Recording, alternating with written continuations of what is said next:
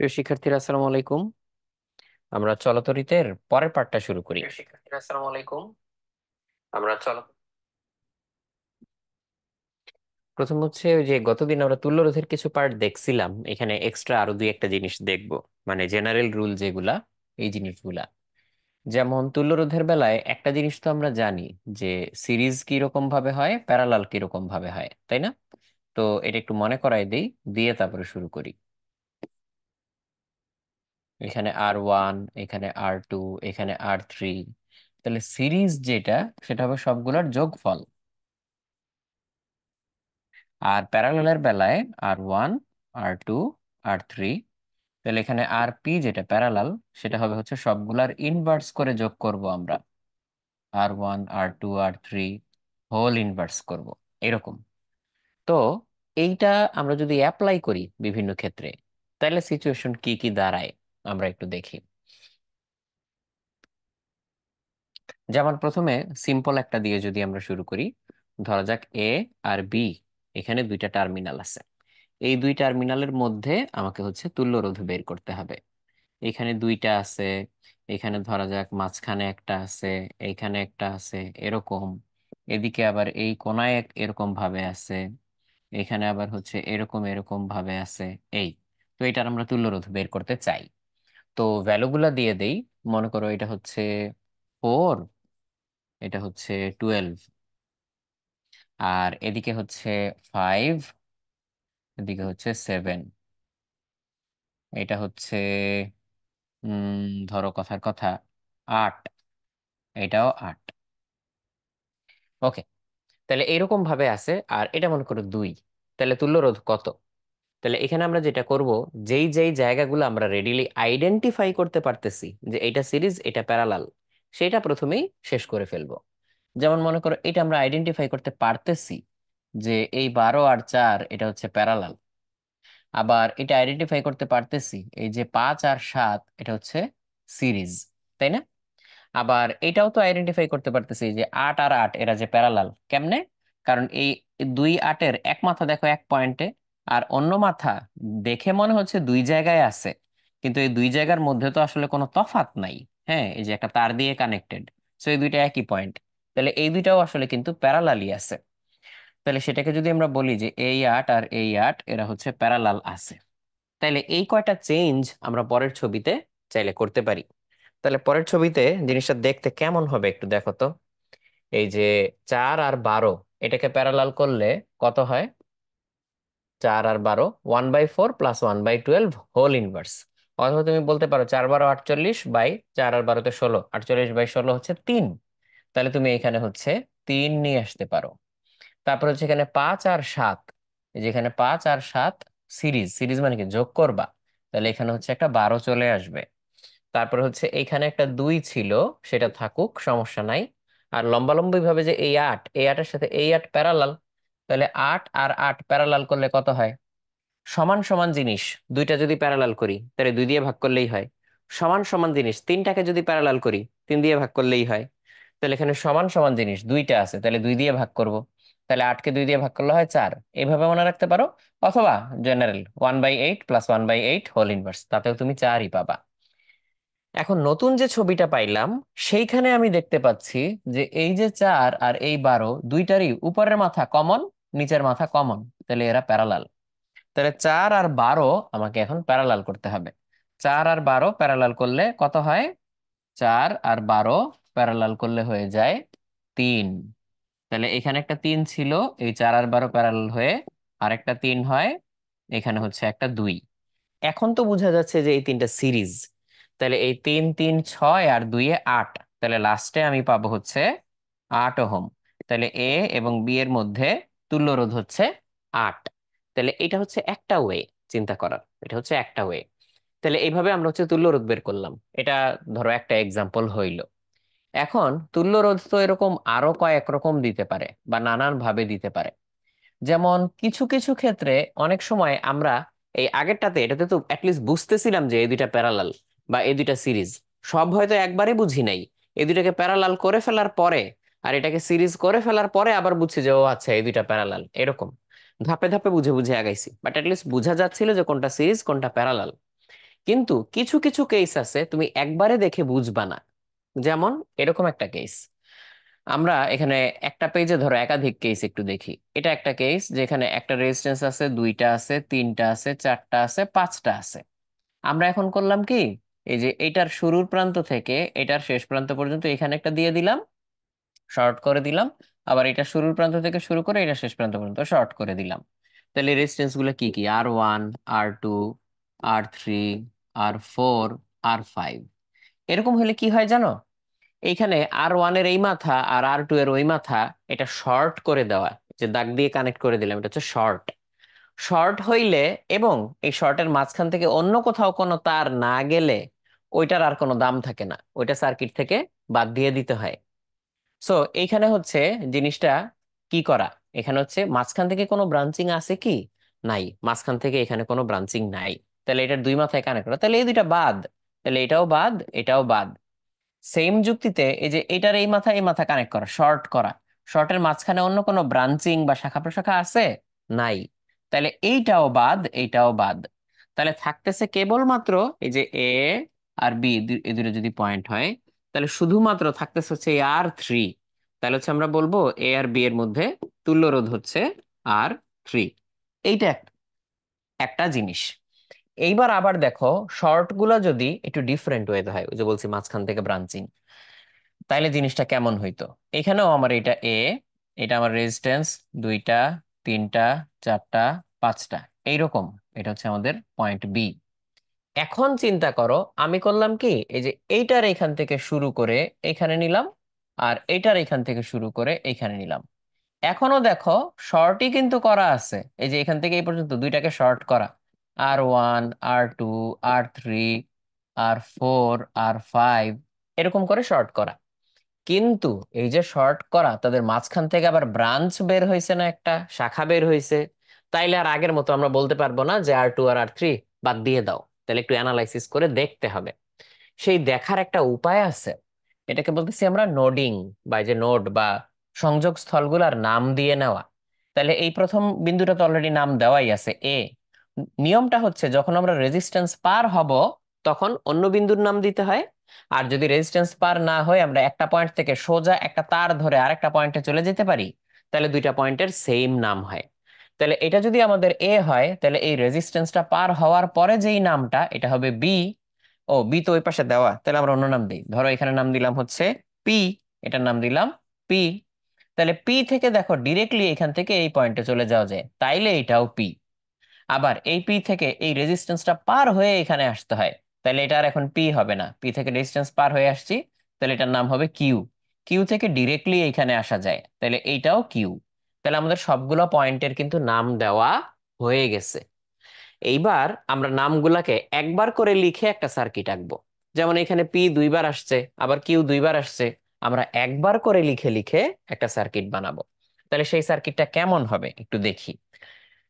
তাহলে সেই সার্কিটটাতে এ একটা পয়েন্ট, পি একটা পয়েন্ট, কিউ একটা পয়েন্ট, বি একটা পয়েন্ট, এই যে এগুলো হচ্ছে সেই করেসপন্ডিং পয়েন্ট গুলা। তাহলে প্রথম R1 এ এবং পি এর মধ্যে, এই যে এ পি এর মধ্যে R1 কে আঁকলাম। R2 পি কিউ এর মধ্যে, এই যে R2 পি এবং কিউ এর মধ্যে। R3 পি এবং কিউ এর মধ্যে, এই যে R3 পি এবং কিউ এর মধ্যে। R4 পি এবং কিউ এর মধ্যে, এই যে R4 পি এবং কিউ এর মধ্যে। তারপর হচ্ছে R5 কিউ এবং বি এর মধ্যে, এই যে R5 কিউ এবং বি এর মধ্যে। তাহলে এইভাবে এই পুরো জিনিসটা হয়। তো এইবার এখন দেখে কিন্তু আর ভেজাল লাগতেছে না, এখন কিন্তু অনেকটাই ক্লিয়ার যে ওদের সম্পর্কটা কি। তাহলে এখানে R2 R3 R4 দেখা যাচ্ছে প্যারালাল, আর দুই পাশে R1 আর R5 এই পুরা প্যারালালের সাথে সিরিজে আছে। তাহলে অ্যান্সারটা কি হবে? অ্যান্সারটা হবে এখানে R1, এখানে হচ্ছে আর প্যারালাল, আর এখানে হচ্ছে R5। যেখানে এই আর প্যারালাল সেটা আসলে কত? এই R2 inverse, R3 inverse, R4 inverse, whole inverse. তাহলে এই যে তাহলে এই তিনটা যোগ করে দিলে আমার অ্যান্সার পেয়ে যাব আমরা। তাহলে এখন অনেক সিম্পলিফাই হয়ে গেল। তাহলে এইভাবেও অনেক সময় আমাদেরকে তুল্যরোধ সলভ করতে হয়। তারপরে আরেক ধরনের তুল্যরোধ তোমাদের এখানে মাঝে মধ্যে বের করতে দেয়, সেটা অবশ্য খুব কালে ভদ্রে, এটা মোস্টলি আসলে অ্যাডমিশনে আসে। সেটা হচ্ছে কিউবিক সার্কিট। Cubic circuit. তো কিউবিক সার্কিটের একটা পার্ট আমি এখন দেখাবো, একটা হয়তো আবার পরে দেখাবো। সেটা কেমন? সেটা হচ্ছে, একটু দেখো একটা কিউব সার্কিট কেমন হইতে পারে। এই যে এটা একটা ওয়্যার, এখানে রেজিস্ট্যান্স আছে, এটা একটা, এটা হচ্ছে কিউবের একটা ফেস। ঠিক তেমনি আমরা এখানে কিউবের অন্য ফেস গুলাকে আঁকতে পারি। এই যে এটা হচ্ছে কিউবের আরেকটা ফেস, এটা কিউবের আরেকটা ফেস। ভিতরের যে ফেস গুলা সেগুলো আমরা এমনি দেখাইতে পারি, এখানে দিয়ে এইভাবে। এই তাহলে এখানে টোটাল রেজিস্ট্যান্স কয়টা? টোটাল রেজিস্ট্যান্স হচ্ছে 12টা। তাহলে এই সবগুলা রেজিস্ট্যান্সের ভ্যালু মনে করো আর। তাহলে রেজিস্ট্যান্স মানেই ভ্যালু হচ্ছে আর। আর আমাদের, তুমি চাইলে আর লিখেও দিতে পারো, তাতে কোনো সমস্যা নেই। আর আর আর আর আর আর আর আর আর এরকম ভাবে লিখেও দিতে পারো, তাতে কোনো সমস্যা নেই। আর যেই পয়েন্ট গুলা, সেই পয়েন্ট গুলার নাম তুমি দিয়ে নাও। এটা মনে করো এ, এটা বি, সি, ওই কোনটা ডি, ই, এফ, জি, এইচ, এইভাবে দেওয়া। এই হচ্ছে ব্যাপার। তো এইটার যদি তোমাকে বলে তুল্যরোধ বের করতে, কোন কোন পয়েন্টের মধ্যে দুই বিপরীত কর্নার, মনে করো এ আর জি এর মধ্যে তুল্যরোধ বের করতে বললো, তাহলে এ আর জি এর মধ্যে তুল্যরোধ বের করতে বললো। তুল্যরোধ মানে কি? মানে হচ্ছে এইখান দিয়ে তুমি যদি আই কারেন্ট দাও, তাহলে এ আর জি, এই জি দিয়ে তো আই কারেন্ট বের হয়ে আসবে। তাহলে এ আর জি এর মধ্যে বিভব পার্থক্য যা হবে, তুমি যদি এই পুরা সার্কিট ইউজ না করে, এই যে এটা আমাদের এ পয়েন্ট আর এটা আমাদের সেই জি পয়েন্ট, এদের মাঝখানে তুমি এমন একটা রেজিস্ট্যান্স আর ইকুইভ্যালেন্ট এটা ইউজ করলা, যাতে এর ভিতর দিয়ে সেই সেম কারেন্ট গেলে এই এ এবং জি এর বিভব পার্থক্য একই হয়। তাহলে এটাকেই আমরা বলতেছি হচ্ছে তুল্যরোধ। তাহলে এইখানে যখন খেয়াল করবা সবগুলা আর এর ভ্যালু তো একদম সমান সমান, সবগুলো আর এর ভ্যালু এক্স্যাক্টলি সেম। তাইলে এই আই কারেন্ট যখন আসবে, ও দেখতেছে তিনটা রাস্তা, তাহলে এই তিনটা রাস্তার প্রত্যেকটাতে সে সমানভাবে ভাগ করে দিবে। এবং রাস্তাগুলো যে খালি এই সবগুলোতে সমান রেজিস্ট্যান্স তা না, মানে প্রথম রেজিস্ট্যান্সে সমান তা না, এর পরের কন্ডিশন গুলোও সমান। যেমন এখানে একটা রেজিস্ট্যান্স পার হয়ে দুইটাতে ভাগ হয়ে যায়, এই রাস্তায় গেলে একটা রেজিস্ট্যান্স পার হয়ে দুইটাতে ভাগ হয়ে যায়, এই রাস্তায় গেলেও এই রেজিস্ট্যান্সটা পার হয়ে দুইটা ভাগে ভাগ হয়ে যায়। এক্স্যাক্টলি সেম কন্ডিশন সব জায়গায়। তাহলে সব জায়গায় সেম কন্ডিশন হইলে ও ঠিক সমান ভাগে কারেন্ট ভাগ করে দিবে, I/3, I/3, I/3 ভাগ করে দিবে। তাহলে এই I/3 কারেন্টটা যখন আবার এইখানে যাবে, তখন সে দেখবে ওর পাশে দুই দিকে সমান দুইটা রাস্তা। তাহলে এদিকে সে পাঠাবে হচ্ছে I/3 এর অর্ধেক, তার মানে I/6। আর এদিকে সে পাঠাবে অর্ধেক, তাহলে I/6। তাহলে এই I/6 কারেন্টটা এখানে যাবে। আর তুমি যদি এই আই এর দিকে চিন্তা করো, এই আই হইছে থেকে, এদিক থেকে একটা আসছে, এদিক থেকে একটা আসছে, এদিক থেকে একটা আসছে, তিনটা সমান রাস্তা থেকে যদি এই কারেন্টটা এসে থাকে, তাহলে তিনটা কারেন্টই সমান। তাহলে সমান সমান তিনটা কারেন্ট কত যোগ করলে হচ্ছে এই আই হয়? I/3 করে। তাহলে প্রত্যেকটা রাস্তা দিয়েই I/3 করে কারেন্ট আসতেছে, এসে আমার আই জন্ম নিচ্ছে। তাহলে এখন তোমাকে চিন্তা করতে হবে যে আচ্ছা, আমার এইখান থেকে শুরু করে আমি যদি এ, বি, সি, জি এই পথে যাই, তাহলে বিভব পার্থক্যগুলো যোগ করলে সরাসরি এ আর জি এর বিভব পার্থক্যের সমান হবে। তাহলে আমার এখানে বিভব পার্থক্য কত? এ আর বি এর মধ্যে, এ আর বি এর মধ্যে বিভব পার্থক্য হচ্ছে I/3 ইন্টু আর। বি আর সি এর মধ্যে বিভব পার্থক্য কত?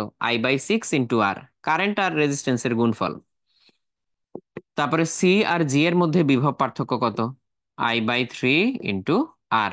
তাহলে এই বিভব পার্থক্য এ আর জি এর মধ্যেই হইল। এ আর জি এর মধ্যে। আর এটা যে আমরা এটা করছি, তুমি এটা হচ্ছে আলাদাভাবে এইভাবে মনে রাখো, এটা হচ্ছে ভি এ বি, আর এটা হচ্ছে ভি বি সি, এটা হচ্ছে ভি সিজি। তাহলে সবগুলো যোগ করলে কি হবে? এ আর জি এর বিভব পার্থক্য। তো এ আর জি এর বিভব পার্থক্য ইকুইভ্যালেন্ট রেজিস্ট্যান্স অনুযায়ী কত হওয়া উচিত? Current I into R equivalent, এটাই তো এ আর জি এর বিভব পার্থক্য, বি এ জি। তাহলে এ বি, এই যে A B B C C জি মিলে কি হবে? এজি, এই যে শুরুটা আসে সেটা এজি। তাহলে এজি, তাহলে এইখান থেকে তুমি একটু হিসাব করো, উভয় পক্ষে তুমি আই কেটে দাও, তাহলে হচ্ছে R/3 R/3 আর R/6 যোগ করো। তাহলে নিচে 6 কমন যায়, 2 2 1, তাহলে 5, 5/6 আর। তাহলে দুই পাশে আই কেটে দাও, তাহলে আর ইকুইভ্যালেন্ট আসতেছে 5/6 আর। এইটাই তোমার তুল্য রোধ। মানে এইখানে একটা ব্রাঞ্চে যতটুকু রোধ আছে তার 5/6 গুণ হচ্ছে এই টোটাল জিনিসটার তুল্য রোধ। তো এটা মাঝে মধ্যে পরীক্ষায় আসে, খুব রেয়ার। তো মোস্টলি এটা হচ্ছে অ্যাডমিশন টেস্টে দেয়, এমনি নর্মালি বোর্ডের পরীক্ষায় হচ্ছে এটা দেয় না, কারণ এটা করে সারতে হচ্ছে একটু সময় লাগে একে টেকে শেষ করতে, এরকম।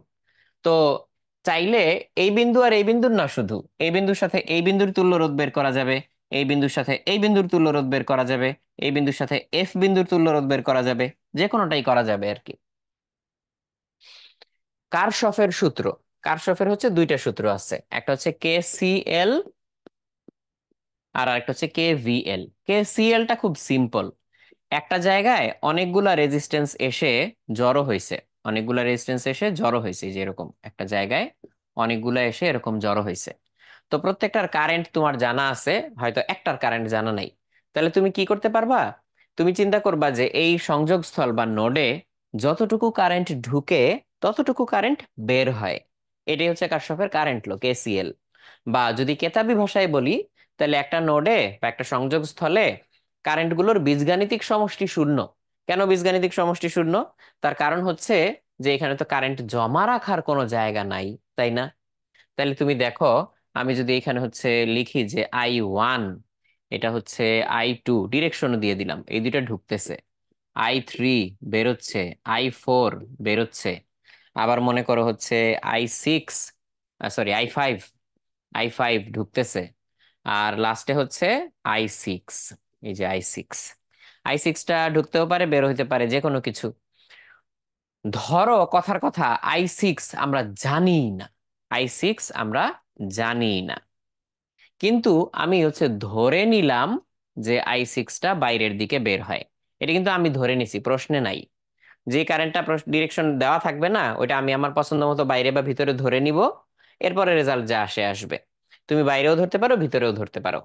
ধরলে কি হবে? মনে করো সত্যি সত্যি বাইরের দিকে কারেন্ট যায়, তুমিও বাইরের দিকে ধরছো, তাহলে তোমার এই কারেন্টের ভ্যালুটা পজিটিভ আসবে। আর সত্যি সত্যি মনে করো কারেন্ট বাইরের দিকে যায় কিন্তু তুমি ভিতরের দিকে ধরছো, তাহলে কারেন্টের ভ্যালুটা নেগেটিভ আসবে, ওইটা দেখেই তুমি বুঝে যাবা। আচ্ছা, এখন এই কারেন্ট গুলার ভ্যালু প্রশ্নে কি দেওয়া আছে দেখি।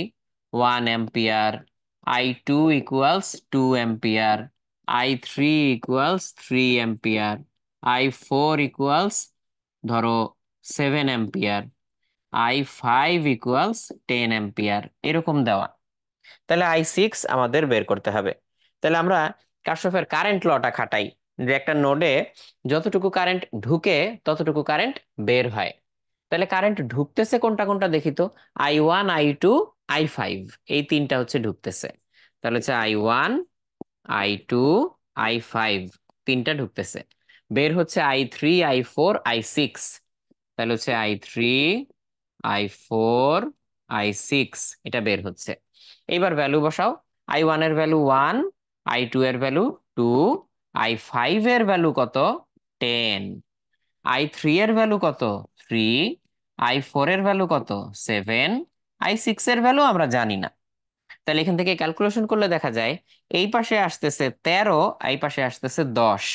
তাহলে এই 10 এই পাশে আমরা নিয়ে যাই, তাহলে 13 থেকে 10 বিয়োগ করে দেই, তাহলে হচ্ছে আমাদের I6, এটার ভ্যালু আসতেছে হচ্ছে 3 অ্যাম্পিয়ার। তো আমাদের পজিটিভ আসছে না অ্যান্সার, তাহলে আমরা যে বাইরের দিকে ধরছিলাম সেটা ঠিক ছিল, তাহলে বাইরের দিকেই আসতেছে জিনিসটা। আর এখানে তোমার অ্যান্সার যদি -3 অ্যাম্পিয়ার আসতো, তাহলে তুমি বলতা যে আমরা এখানে I6 এর ডিরেকশন বাইরে ধরছি, অ্যান্সার মাইনাস আসছে, তার মানে আসলে I6 হচ্ছে ভিতরের দিকে 3 অ্যাম্পিয়ার। এটা বললেই হবে। তাহলে এটা গেল হচ্ছে কারশফের কারেন্ট ল, KCL। আর আরেকটা হচ্ছে কারশফের ভোল্টেজ ল, KVL। তাহলে KVL কখন লাগে আমাদের? যখন এই যে এরকম একাধিক লুপ থাকে সার্কিটের মধ্যে। তাহলে মনে করো এখানে একটা ব্যাটারি আছে, এখানে একটা রেজিস্ট্যান্স আছে, আবার এখানে একটা ব্যাটারি আছে, এখানে আরেকটা রেজিস্ট্যান্স আছে। তাহলে এখানে দেখো তিনটা লুপ, সরি, দুইটা লুপ তৈরি হইলো। তাহলে এখানে দুইটা লুপ তৈরি হইলো। তাহলে দুইটা লুপ যদি এখানে তৈরি হয়ে থাকে, তাহলে এখানে আমরা কারেন্ট সম্পর্কে কি আলোচনা করব বা কেমনে কি করব? এইটার তড়িৎচালক শক্তি E1, এইটার তড়িৎচালক শক্তি E2। আর এই রেজিস্ট্যান্স গুলো হচ্ছে যথাক্রমে R1, R2 এবং R3। এখন তুমি তো জানো না কোন ব্রাঞ্চে কারেন্ট কতটুকু, সেটাই আমরা বের করতে চাই। তাইলে শুধু যদি একটা ব্যাটারি থাকতো এবং এরকম লুপ না থাকতো, তাইলে আমরা হচ্ছে নর্মাল ওহমস ল ইউজ করেই করে ফেলতে পারতাম। কিন্তু এই ক্ষেত্রে আর পারতেছি না, যেহেতু ক্লোজড লুপ আছে, যেটা একটা ক্লোজ লুপ, এটা একটা ক্লোজ লুপ। এইরকম থাকলে আমাকে প্রথমে কারেন্টটা অ্যাজিউম করে নিতে হয় বা ধরে নিতে হয়। সে কিরকম? আমি ধরে নিলাম যে আমার এই ব্রাঞ্চের যেই কারেন্ট, সেই ব্রাঞ্চের কারেন্টটা এদিকে I1। আমি যে কোনো দিকেই ধরতে পারি, ডানে বা বামে যে কোনো দিকেই ধরতে পারি, বাট আপাতত ধরলাম। আর এই ব্রাঞ্চের কারেন্ট আমি এটা ধরলাম এদিকে, এই যে এদিকে I2। আর এই মাঝের ব্রাঞ্চের কারেন্ট আমি ধরলাম এদিকে I3। তাহলে এইরকম ভাবে আমরা এই ব্রাঞ্চ, এই ব্রাঞ্চ, এই ব্রাঞ্চ, তিন ব্রাঞ্চের কারেন্ট ধরে ফেলছি। তাহলে কারশফের ভোল্টেজ ল আমাদেরকে কি বলে? কারশফের ভোল্টেজ ল বলে যে আমরা লুপের যে কোনো একটা পয়েন্ট থেকে শুরু করে ক্লকওয়াইজ অথবা অ্যান্টি ক্লকওয়াইজ যাইতে যাইতে আমরা হচ্ছে বিভব পতন বা পটেনশিয়াল ড্রপ গুলোকে যোগ করে যাব। যোগ করে আবার যদি আগের জায়গায় ফিরে আসতে পারি পুরাটা ঘুরে, তাহলে টোটাল যোগফল হবে 0। কেন 0 হবে?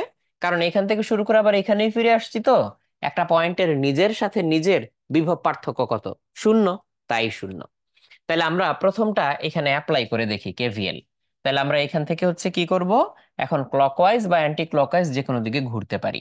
আমি মনে করো চুজ করলাম যে আমি ক্লকওয়াইজ ঘুরবো।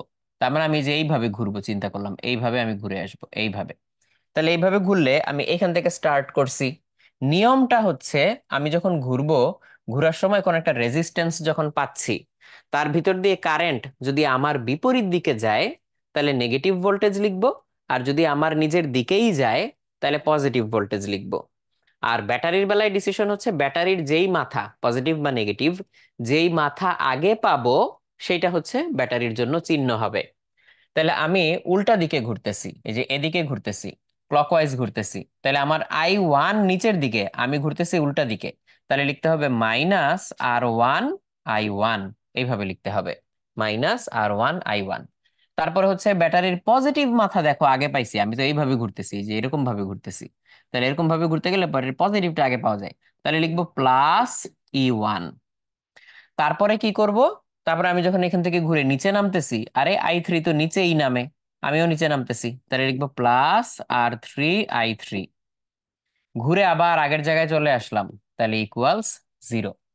তারপরে আবার এই পাশ থেকে শুরু করি বা এখান থেকে শুরু করি। আমি এখান থেকে যদি এটা এটা চাইলে আমি ক্লকওয়াইজে ঘুরতে পারি, অ্যান্টি ক্লকওয়াইজে ঘুরতে পারি, আমার ইচ্ছা। তোমার করো আমি এটা ক্লকওয়াইজই ঘুরলাম, আগের মতোই ক্লকওয়াইজ ঘুরলাম। তাহলে এখান থেকে শুরু করে নিচে নামতেছি, I2 ও নিচেই নামে। তাহলে নিচে যদি নামে, তাহলে R3 I2। তারপরে এসে নিচ থেকে উপরে উঠতেছি, কিন্তু আমার কারেন্ট উপর থেকে নিচে নামে, বিপরীত দিক হলো। তাহলে -R2 I3। তারপর হচ্ছে এদিকে যাচ্ছি, ব্যাটারির পজিটিভ প্রান্ত আগে পাইছি, তাহলে +E2 = 0। দুইটা ইকুয়েশন পাইলাম। তাহলে এই দুইটা ইকুয়েশন আমরা পাইছি কারশফস ভোল্টেজ ল, KVL থেকে। এখন দুইটা ইকুয়েশন দিয়ে কিন্তু I1 I2 I3 তিনটা ভ্যারিয়েবল সলভ করতে পারবা না। যতগুলো ভ্যারিয়েবল ততগুলো ইকুয়েশন থাকাই লাগে। তাহলে তৃতীয় ইকুয়েশনটা আমরা পাবো KCL থেকে। তুমি এই যে মাঝের এই পয়েন্টটা, এই পয়েন্টটার দিকে দেখো, এখান থেকে I1 এর দিকে যায়, I2 এর দিকে যায়, I3 এর দিকে যায়। তাহলে এখানে আমরা KCL অ্যাপ্লাই করতে পারি। তাহলে KCL অ্যাপ্লাই করলে কি হবে দেখি। কারেন্ট বের হয় কোনটা কোনটা? I1 I2 I3। তাহলে I1 +I2 +I3 equals current ঢুকে কোনটা? কোনো কারেন্ট কি ঢুকে দেখা যাচ্ছে? না। তাহলে শূন্য। ব্যাস। তাহলে এটা আমরা পাইছি কেসিএল থেকে। কেসিএল। তাহলে তিনটা ইকুয়েশন আমি পাইয়া গেলাম। এইবার এই তিনটা ইকুয়েশনকে সুন্দর করে সাজাইতে হবে। তিনটা ইকুয়েশনকে সুন্দর করে সাজাইতে হবে। কিরকম ভাবে আমি সাজাবো?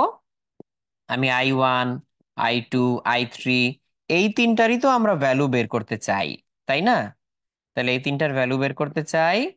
এই তিনটা আমরা এইভাবে সাজায় লিখবো। এখন একটু দেখি, মনে করো কথার কথা এখানে ভ্যালু দেওয়া আছে। ধরো E1 এর ভ্যালু দেওয়া আছে 5 ভোল্ট, E2 এর ভ্যালু দেওয়া আছে মনে করলাম 9 ভোল্ট।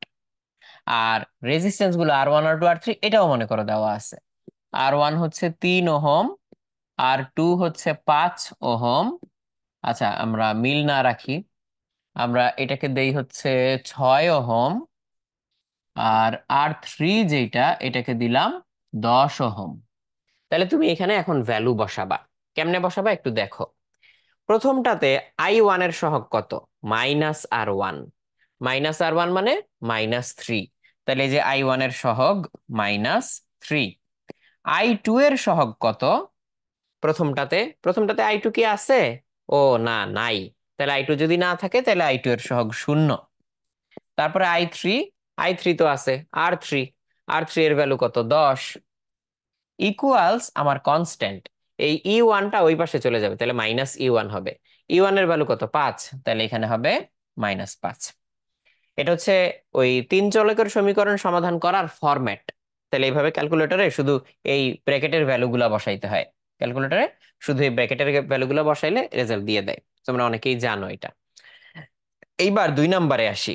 I1 কি এখানে আছে? না, নাই। তাহলে I1 এর সহগ শূন্য। I2 কি এখানে আছে? 2 নম্বরটাতে আছে। R3, R3 এর ভ্যালু হচ্ছে 10। তারপরে I3 কি আছে আমাদের এখানে? আছে। I3 এর সহগ -R2, মানে হচ্ছে -6। ইকুয়ালস এখানে E2 আছে, E2 ওই পাশে নিলে -E2। E2 কত? 9, তাহলে ওই পাশে নিলে -9। এবার 3 নম্বরটা আসি, এইটাই। I1, I2, I3 তিনটারই সহগ 1। তাহলে হচ্ছে 1, 1, 1। ইকুয়ালস এই পাশে কিছু আছে? 0, তাহলে 0ই। তাহলে এই ভ্যালুটার শুধু ব্র্যাকেটের ভ্যালুগুলা আমরা ক্যালকুলেটরে বসাই দিলে যথাক্রমে I1, I2 এবং I3 এটা পেয়ে যাব XYZ আকারে। ক্যালকুলেটর হচ্ছে XYZ দিয়ে লেখে। তাহলে আমরা হচ্ছে ইকুয়েশন মোডে যাব। ইকুয়েশন মোডে গিয়ে তিন চলকের যে সমাধান 2 নাম্বার এটাতে যাব। তাহলে এবার ভ্যালুগুলো বসাবো। -3, 0, 10, -5। -3, 0, 10, -5। 0, 10, -6, -9। 0, 10, -6, -9। তারপরে হচ্ছে লাস্টেরটা 1, 1, 1, 0। তাহলে 1, 1, 1, 0। তাহলে এবার আমার রেজাল্ট আসবে। আমাদের I1 এর ভ্যালু আসছে 85/74,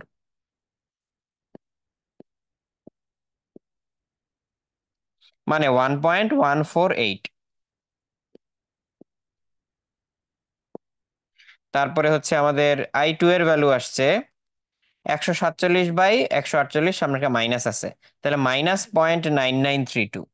-0.9932। তারপর হচ্ছে I3 এর ভ্যালু আসছে -0.155। -0.155। তাহলে একটা প্লাস আসছে, দুইটা মাইনাস আসছে, মানে কি? তাহলে প্রথমটা I1 যেটা প্লাস আসছে, তার মানে আসলেই এই কারেন্টটা এদিকেই যায়। আর এটার ভ্যালু হচ্ছে 1.148। I2 -0.99 আসছে, তার মানে I2 এদিকে যায় না। তাহলে 0.99 অ্যাম্পিয়ার কারেন্ট এদিকে যায়, এই জন্য হচ্ছে চিহ্ন উল্টা আসছে। I3 আমি নিচের দিকে ধরছি, তার মানে I3 আসলে নিচের দিকে যায় না, I3 হচ্ছে উপরের দিকে 0.155 অ্যাম্পিয়ার কারেন্ট যায়।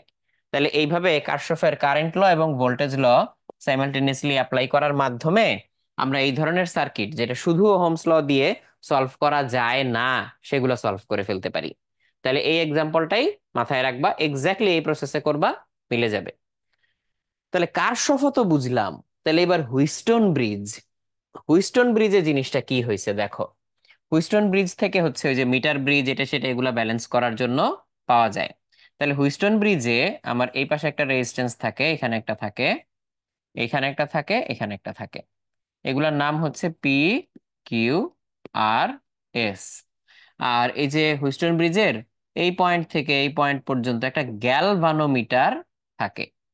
তো এই গ্যালভানোমিটারের কাঁটা শূন্য বিক্ষেপ দেয় যখন, তখন আমরা বলি যে হুইস্টন ব্রিজটা ব্যালেন্সে আছে। শূন্য বিক্ষেপ কখন দিবে? যখন গ্যালভানোমিটারের ভিতর দিয়ে কোনো কারেন্ট যাবে না। গ্যালভানোমিটার কি? গ্যালভানোমিটার হচ্ছে এমন একটা যন্ত্র যেটার ভিতর দিয়ে কারেন্ট গেলে ওর কাঁটা নড়ে। তাহলে কারেন্ট কম গেলে কাঁটা অল্প একটু নড়ে, মানে ঘড়ির ডায়ালের মতো চিন্তা করো কাঁটাটা। তাহলে এটা স্থির থাকে, গ্যালভানোমিটারের ভিতর দিয়ে কারেন্ট যাচ্ছে। তাহলে গ্যালভানোমিটারের ভিতর দিয়ে এদিকে কারেন্ট গেলে কাঁটা এদিকে হেলে পড়ে। আর যদি কারেন্ট ওদিকে যায় তাহলে কাঁটা ওদিকে হেলে পড়ে। কম কারেন্ট গেলে কাঁটা অল্প হেলে পড়ে, বেশি কারেন্ট গেলে কাঁটা অনেক বেশি হেলে পড়ে। এটাই গ্যালভানোমিটার, আর কিছু না। তাহলে এই যে গ্যালভানোমিটার যে জিনিসটা, সেটার কাঁটায় শূন্য বিক্ষেপ দেয়, কথাটার মানে কি? মানে হচ্ছে গ্যালভানোমিটারের ভিতর দিয়ে কোনো কারেন্ট যায় না। আচ্ছা, গ্যালভানোমিটারের ভিতর দিয়ে কারেন্ট যাবে না কখন? যখন হচ্ছে ওর এই যে উপরের মাথা আর নিচের মাথায় সেম সেম ভোল্টেজ থাকবে। উপরের মাথা আর নিচের মাথায় যখন সেম সেম ভোল্টেজ থাকবে, তাহলে ওইটাকে বলে যে হুইস্টন ব্রিজ। এই যে এই স্ট্রাকচারটা, এটাকে বলে হুইস্টন ব্রিজ। এই হুইস্টন ব্রিজটা সাম্যাবস্থায় আছে। তাহলে সাম্যাবস্থায় গ্যালভানোমিটারের ভিতর দিয়ে যে কারেন্ট যায়, এটাকে বলা হচ্ছে আই গ্যালভানোমিটার বা আই জি। তাহলে সাম্যাবস্থায় এখানে কিন্তু এই দুই প্রান্ত সার্কিটের সাথে লাগানো, এটা কোথায় কি আছে আমরা আর দেখাইলাম না। এই দুই প্রান্ত মনে করো ব্যাটারির সাথে লাগানো বা কোনো একটা সার্কিটের সাথে লাগানো। তো সাম্যাবস্থায় galvanometer current I G equals 0। তখন যেই শর্ত মেনে এই কাজটা হওয়া সম্ভব, যে গ্যালভানোমিটার কারেন্ট 0 হওয়া সম্ভব, সেটা হচ্ছে যদি পি আর কিউ এর অনুপাত আর এবং এস এর অনুপাতের সমান হয়। অর্থাৎ পি বাই কিউ ইকুয়ালস যদি আর বাই এস হয়, তাইলেই একমাত্র গ্যালভানোমিটারের কারেন্টটা শূন্য হয়। তাহলে এটা হচ্ছে হুইস্টন ব্রিজের মূল নীতি। তো P by Q equals R by S যেই কথা, P by R equals Q by S একই কথা। কেন বলো তো? P divided by R equals Q by S একই কথা কেন? তার কারণ হচ্ছে এরকম দুইটা অনুপাত যদি সমান হয়, তখন এইটাকে ওইখানে ওইটাকে এইখানে এনে দেওয়া যায়। তাতে অনুপাতের কিন্তু মান চেঞ্জ হয় না। ওকে। তাহলে এই শর্তে হুইস্টন ব্রিজের দুই প্রান্তে, যে উপরের প্রান্ত আর নিচের প্রান্তে ভোল্টেজ সমান থাকে এবং গ্যালভানোমিটারের কারেন্ট শূন্য হয়। তো এইবার এখান থেকে আমরা চাইলে কয়েকটা প্রবলেম দেখতে পারি। যেমন এই প্রথম প্রবলেমটায় এখানে হচ্ছে এই ছবিটা বই থেকে নেওয়া হয়েছে দেখে এটা ঘোলা। তো এটা আমি পাশে একটু আলাদা করে এঁকে দিয়ে করব, কারণ আমি এখন খালি চোখে দেখতে পাচ্ছি, বাট তুমি বোর্ডে দেখতে পাবা না, আসলে অনেক ঘোলা লাগবে। তো আমাকে আগে কি করতে বলছে এইটা দেখি। বলছে বর্তনীতে উদ্দীপকে উল্লেখিত সংযোগ অনুসারে তড়িৎ প্রবাহের মান নির্ণয় করো। মানে যা আছে অ্যাজ ইট ইজ আমাকে বলছে আগে একবার তড়িৎ প্রবাহের মান নির্ণয় করতে। আর এরপরে বলছে যদি চাবি K1 খোলা এবং চাবি K2 বন্ধ থাকে, তাহলে I1 এবং I2 তড়িৎ প্রবাহের মানের কোনো পরিবর্তন হবে কিনা গাণিতিকভাবে তোমার উত্তরের সাপেক্ষে যুক্তি দাও। এটা হচ্ছে মির্জাপুর ক্যাডেট কলেজের একটা প্রশ্ন। তাহলে আমরা প্রথমে হচ্ছে উদ্দীপকে উল্লিখিত সংযোগ যেটা উপরের K2, এটা বন্ধ করা, সরি, উপরের K2 হচ্ছে খোলা অবস্থায় আর নিচের K1 বন্ধ করা অবস্থায় যেই সার্কিটটা হয়, ওই সার্কিটটা আগে আমি এখানে আঁকতেছি। তাহলে তাহলে এ অনুযায়ী যেই সার্কিট, সেই সার্কিট আঁকতেছি। সার্কিটটা কেমন? সার্কিটে হচ্ছে এইখানে দুইটা রেজিস্ট্যান্স আছে। একটা হচ্ছে 30 আর আরেকটা হচ্ছে এদিকে গিয়ে 20। এই দুইটা রেজিস্ট্যান্স যেখানে এসে আবার মিলছে, ওই মাথা থেকে আরো দুইটা রেজিস্ট্যান্স বের হয়েছে। উপরের দিকে আবার 30 আর নিচের দিকে হচ্ছে আবার 20। কিন্তু তাতেই শেষ হয় না এই ব্যাপারটা। উপর থেকে নিচের দিকে আরেকটা রেজিস্ট্যান্স আছে এখানে, সেটার ভ্যালু হচ্ছে 10। আর এই যে নিচের মাথাটা, সেই নিচের মাথার সাথে হচ্ছে এখানে একটা, এই যে এখানে একটা চাবি আছে, কিন্তু চাবিটা বন্ধ। তাহলে ওটা নিয়ে আমাকে চিন্তা করতে হবে না, চাবি বন্ধ মানে হচ্ছে শর্ট সার্কিট। তাহলে এটা কানেকশন। আর এখানে হচ্ছে আমার ব্যাটারি, এই যে এরকম। তাহলে একটু মুছে দিই, ব্যাস। তাহলে এখানে আমাদের ব্যাটারির ভোল্টেজ হচ্ছে 12। তাহলে তুমি বলো এখানে হচ্ছে কে কে সিরিজ, কে কে প্যারালাল। এই যে এই দুইটা প্যারালাল, আর এই 30-এর সাথে এই 10 দেখো সিরিজ, এদের মাঝখানে আর কোনো ব্রাঞ্চিং টাঞ্চিং নাই। তাহলে এটা হচ্ছে সিরিজ। তাহলে এই দুইটা চেঞ্জ আমরা আগে করব। আর এখানে এই নিচের ব্রাঞ্চের যেই কারেন্টটা, এটাকে ওরা নিজেরাই নাম দিছে I1। আর এই ব্রাঞ্চের যেই কারেন্টটা, সেটার ওরা নিজেরাই নাম দিছে I2। I1 আর I2। তো তো এই দুইটার ভ্যালু আমাদেরকে আগে, মানে আগে না, পরে আর কি আলাদা করে বের করতে হবে।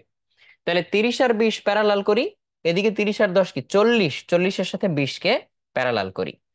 তাইলে এই 40 কেমনে বুঝলাম, 30 আর 10 সিরিজ হয়ে 40, তার সাথে হচ্ছে আমাদের এই 20 প্যারালাল হয়ে যায়। তাহলে এটার পরের ছবিটা আসলে কেমন হবে? তাহলে এটার পরের ছবিটা হবে হচ্ছে এই যে এরকম, 30 আর 20 প্যারালাল হয়ে কত হইলো একটু দেখি। 12। 30 আর 20 প্যারালাল হয়ে এখানে 12, আর এখানে 40 আর 20 প্যারালাল হয়ে কত হবে দেখি। বা এটা দুই ধাপেই করি, আগে 40 লিখে নেই। তাহলে যে এখান থেকে এদিকে হচ্ছে 20, এদিকে হচ্ছে 40।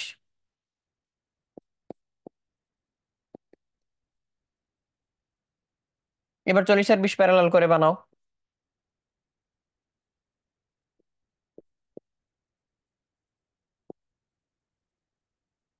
তাহলে এখানে যে কারেন্ট, সেটা হচ্ছে এই 12, আর 40 আর 20-এর প্যারালাল কত?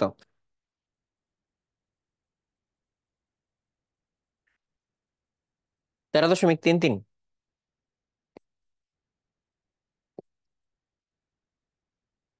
এইটা। তাহলে কারেন্টের ভ্যালুটা পাওয়া যাবে 12-কে এই দুইটার যোগফল দিয়ে ভাগ করলে।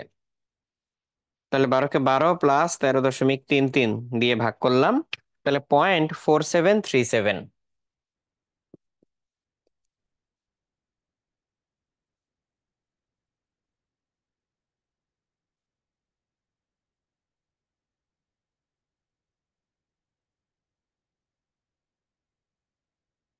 কারেন্ট না হয় বের হইলো। তাহলে কারেন্ট বের হইলে কারেন্টের সাথে এই 13-কে গুণ দিলে এই 13-র দুই প্রান্তের ভোল্টেজ পাওয়া যাবে। তাহলে সেই কারেন্টকে আমরা হচ্ছে 13.33 দিয়ে গুণ করে দিলাম। তাহলে দুই প্রান্তের ভোল্টেজ হচ্ছে 6.31। তাহলে এটার দুই প্রান্তের ভোল্টেজ হচ্ছে 6.31 ভোল্ট। এটা আমার কেন লাগলো? এটা জানলে আমি এই ব্রাঞ্চের আর এই ব্রাঞ্চের কারেন্ট বের করতে পারবো। উপরের ব্রাঞ্চের যেই কারেন্টটা সেটাকে I1 বলে, আর নিচের ব্রাঞ্চের যেই কারেন্টটা সেটাকে আমরা হচ্ছে, উপরেরটা I2, উপরেরটা I2, নিচেরটাকে হচ্ছে আমরা I1 বলতে পারি। তাহলে I1 আর I2 বের করার জন্য কি, এই এত ভোল্ট এটাকে একবার 40 দিয়ে ভাগ দিব, একবার 20 দিয়ে ভাগ দিব। তাহলে এটা বের করি, আর এটা বের করি। 0.158।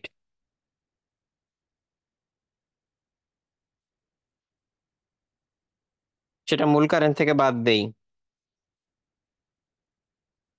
তাহলে 0.316, এটা হচ্ছে এটার কারেন্ট। কেমনে পাইলাম? টোটাল যে কারেন্ট সেটা তো আমার জানাই ছিল 0.4737।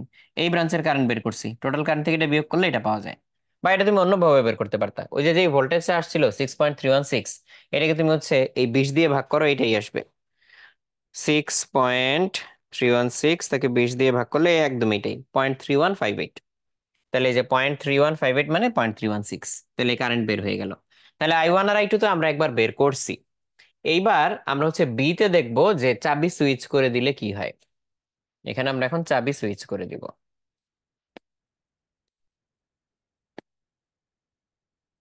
তাহলে এটাতে চাবি সুইচ করে আবার আমরা হচ্ছে ছবিটা আঁকি। চাবি আর সুইচ একই কথা। এখানে সুইচ করা বলতে আমি বুঝাইতে চাইতেছি যে K1, K2-টাকে বন্ধ করব, K1-টাকে আমরা ওপেন করে দিব। তাহলে সার্কিটের উপরের অংশটুকু কাজ করবে, উপরের যে লুপটুকু সেইটুকু কাজ করবে। তাহলে তখন জিনিসটা দেখতে কেমন হবে? নিচের পার্টে তো হচ্ছে চাবি বন্ধ, তাহলে সার্কিটের উপরের পার্টটুকু কাজ করবে। তাহলে জিনিসটা দেখতে যে এরকম লাগবে। এখানে হচ্ছে 30, এখানে হচ্ছে 20, আর এখানে এদিকে গেছে একটা 20, সেটা একটা 10-এর ভিতর দিয়ে গেছে, আর তারপর হচ্ছে এটা 30-এর ভিতর দিয়ে গেছে, এই যে এরকম। তারপরে সেটা কি হয়েছে, এখানে একটা ব্যাটারি আছে, ব্যাটারিটা কত, 12 ভোল্টের। এই, তাহলে এইভাবে হচ্ছে পুরো জিনিসটা হয়েছে। তাহলে আবারও আমাকে ওই একই কাজ করতে হবে, যে এটার পরের যে ছবিটা, ওই ছবিটা এঁকে নিতে হবে। 30 আর 20 প্যারালাল, এই উপরেরটা কত, 12 ভোল্ট, এটাও 12 ভোল্ট। তাহলে এটা 12 ভোল্ট থাকলো। এখানে 30 আর 20-এর জায়গায় আমার প্যারালাল করে 12 আসবে। আর এদিকে হচ্ছে 20 আর 10 সিরিজ করলে 30, তার সাথে এই 30 প্যারালাল। তাহলে 30-30 প্যারালাল করলে 15। তাহলে এখানে হচ্ছে 15। এই তো, এখানে I1 কোনটা, নিচেরটাই, এই যে এটাই I1, I1। আর এটা কত? এটা হচ্ছে এখানে I2। তো আমরা আগে এখানে কারেন্টটা বের করি। তাহলে এখানে কারেন্টটা কত হয়? তাহলে এখানে কারেন্টটা হচ্ছে এদিক থেকে আসবে, কারেন্ট হচ্ছে 12 ডিভাইডেড বাই এই 12 আর 15-র যোগফল। তাহলে হচ্ছে 4/9, মানে 0.4 পৌনপুনিক। 4/9-ই আমরা রাখতে পারি। তাহলে এখানে এই কারেন্ট 4/9 অ্যাম্পিয়ার। তাহলে 4/9 কারেন্টটা যে আসবে, এটা এই দুই ভাগে ভাগ হয়ে যাবে। তাহলে এই 15, এটা এই 15 কোত্থেকে আসছে? এই 30 আর এই 30 প্যারালাল করেই তো, প্যারালাল তো ভোল্টেজ সমান থাকে। তাহলে 15-র এখানে ভোল্টেজ কত? 4/9 অ্যাম্পিয়ারকে 15 দিয়ে গুণ করলে ভোল্টেজ পাওয়া যাবে। তাহলে এটাকে আমরা 15 দিয়ে গুণ করলাম, তাহলে পাচ্ছি 6.67, 6.67 ভোল্ট। সেটাকে এই 20 আর 10, 30 দিয়ে ভাগ করলে আমরা এই ব্রাঞ্চের কারেন্ট পাবো, 30 দিয়ে ভাগ করলে ওই ব্রাঞ্চের, মানে সেম সেম আসবে আর কি। তাহলে আমরা এটাকে হচ্ছে 2 দিয়ে ভাগ করলেই মিলে যায় 3.33। এটা হচ্ছে 3.33 অ্যাম্পিয়ার। আর এটাও হচ্ছে 3.33 অ্যাম্পিয়ার। এইরকম আসতেছে পুরো জিনিসটা, এইরকম আসতেছে।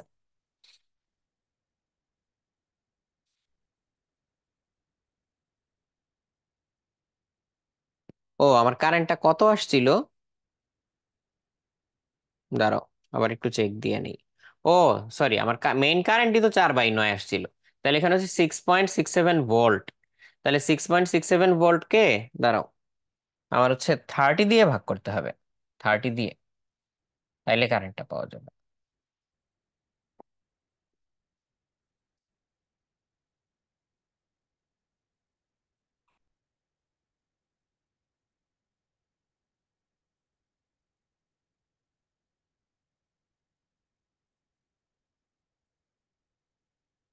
0.222333 এরকম আসে। 0.2223, 0.2223। তাহলে তোমাকে তো বলছেই কম্পেয়ার করতে আগের দুইটার সাথে, আগেরটার সাথে কম্পেয়ার করো। আগে আসছিল 0.15 আর 0.31, আর এখন হচ্ছে দুইটাই 0.2223 এরকম আসছে। ওকে। এ ও বি বিন্দুর মাঝে বিভব পার্থক্য বের করো। এখানেও তোমার ছবিটা একটু ঘোলা লাগবে, সেই জন্য পাশে আমি আলাদা করে এঁকে নিচ্ছি।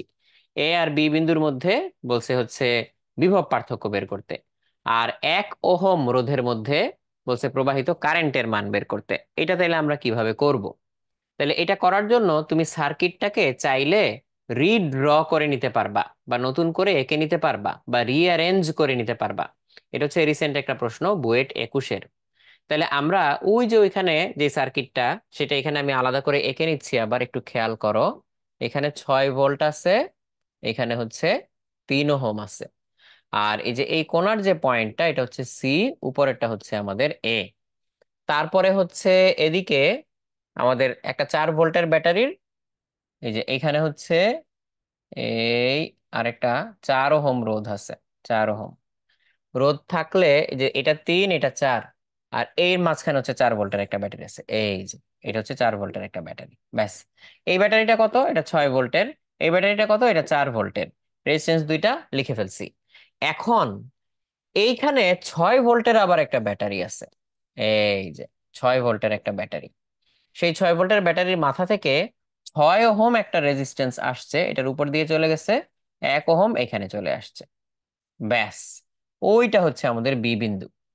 তাহলে এখন তুমি একটু চিন্তা করো তো, এইখানে এটাকে কিভাবে দেখা যায়, এই পুরো জিনিসটাকে কিভাবে চিন্তা করে দেখা যায়। দেখো, আমরা যদি এই বি বিন্দুটাকে এইখানে না এঁকে বি বিন্দুটাকে এইখানে আঁকি, তাইলে কোনো সমস্যা আছে কিনা? না, কোনো সমস্যা নাই। কিন্তু তখন আমার সার্কিটটা অনেকটুকুই সিম্পলিফাইড হয়ে আসে। এখন দেখতে অনেক ভেজাল মনে হচ্ছে, বাট তখন অনেক সিম্পলিফাইড হয়ে আসবে বি বিন্দুটাকে ওইখানে না এঁকে এইখানে। তাহলে আমি এই পুরা ছবিটা, এইটাকেই আমি কপি করব। আমি এটাকেই কপি করলাম, কপি করে আমি পাশে দিলাম, এই যে দিলাম পাশে। সেখান থেকে আমি কি করব? ওই বি বিন্দুটাকে টান দিয়ে ধরে এইখানে নিয়ে আসব।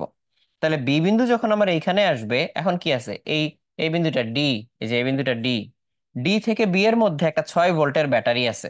তাহলে যে ডি থেকে বি এর মধ্যে আমি একটা 6 ভোল্টের ব্যাটারি দিলাম। তাইলে এটা তো আর এখন দরকার নাই, এটা মুছে ফেললাম। এই যে শেষ।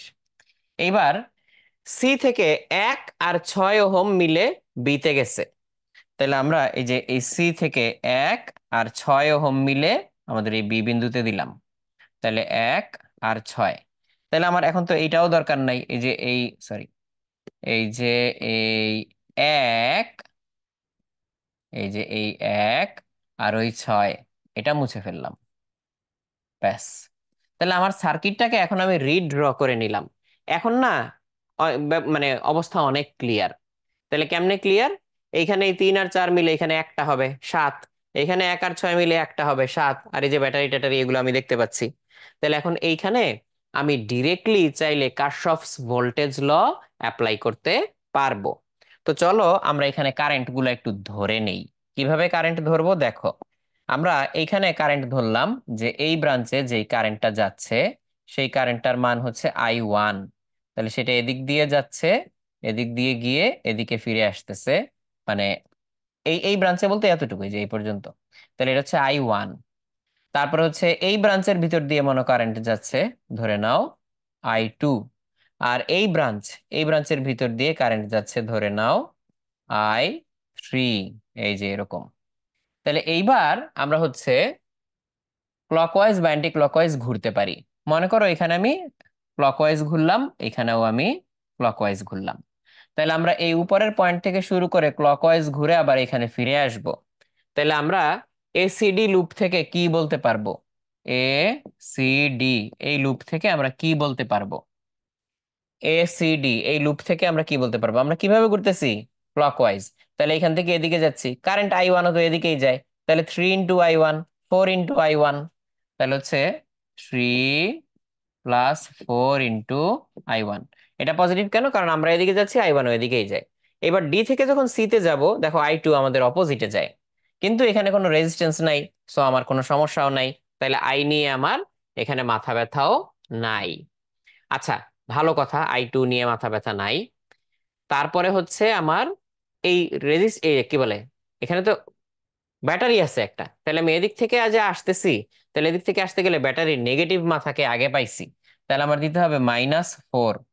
তারপরে আমি নিচ থেকে উপরে উঠতেছি, এইবার হচ্ছে ব্যাটারির পজিটিভ মাথাকে আমি, সরি, এইবারও নেগেটিভ মাথাকে আমি আগে পাইছি, এদিক থেকে ঘুরে যদি উপরের দিকে যাই নেগেটিভ মাথাকে আগে পাইছি, তাহলে -6।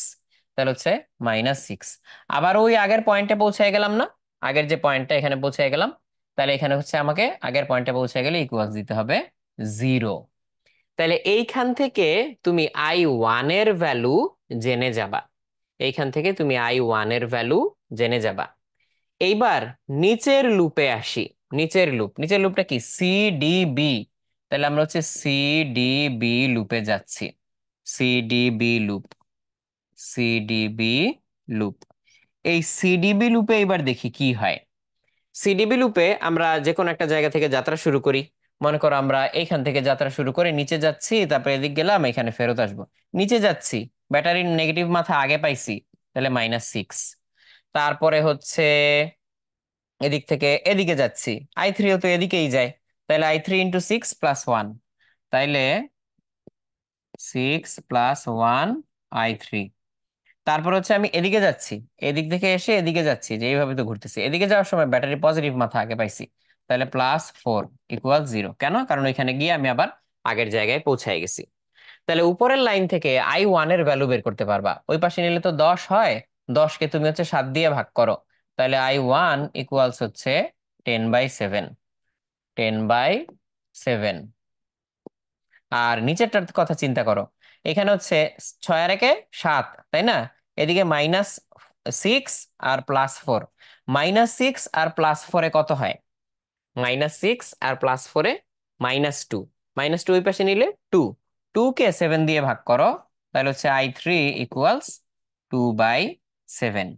তাহলে আমরা I1 আর I3 পেয়ে গেলাম। আচ্ছা, আমাদের কি I2 বের করা লাগবে না? হ্যাঁ, I2 বের করা লাগবে। তাহলে এই দুটো তো কেভিএল থেকে বসাইছি, তাহলে I2 বের করব কেসিএল থেকে। কেমনে? এই পয়েন্টের দিকে তাকাও।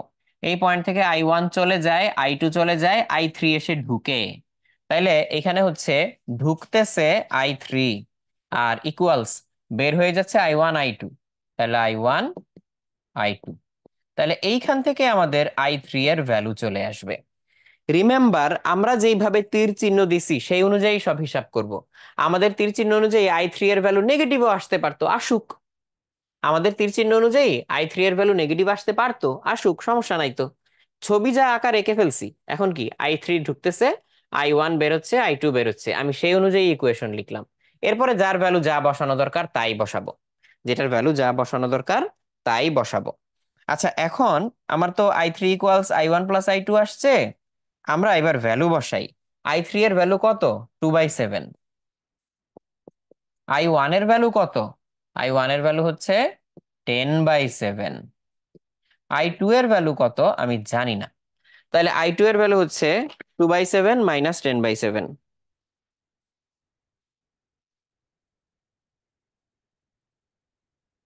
মাইনাস 8/7 আসছে। তাহলে i2, এটা হচ্ছে মাইনাস 8/7 আসছে। আচ্ছা, এই যে i2 যে মাইনাস আসলো, এর মানে কি? মানে আমরা যেদিকে ধরছি তার উল্টা দিকে ওই 8/7 অ্যাম্পিয়ার কারেন্ট প্রবাহিত হয়। এগুলা তো গেল। তাহলে এটা হচ্ছে আমরা বের করছি। তাহলে এখন আমাকে বলছে যে এ আর বি বিন্দুর মাঝে বিভব পার্থক্য বের করতে। এখন তো পারবো। তাইলে আমরা এখন প্রথমে বের করি এ ও বিন্দুর বিভব পার্থক্য। এ ও বি এর বিভব পার্থক্য।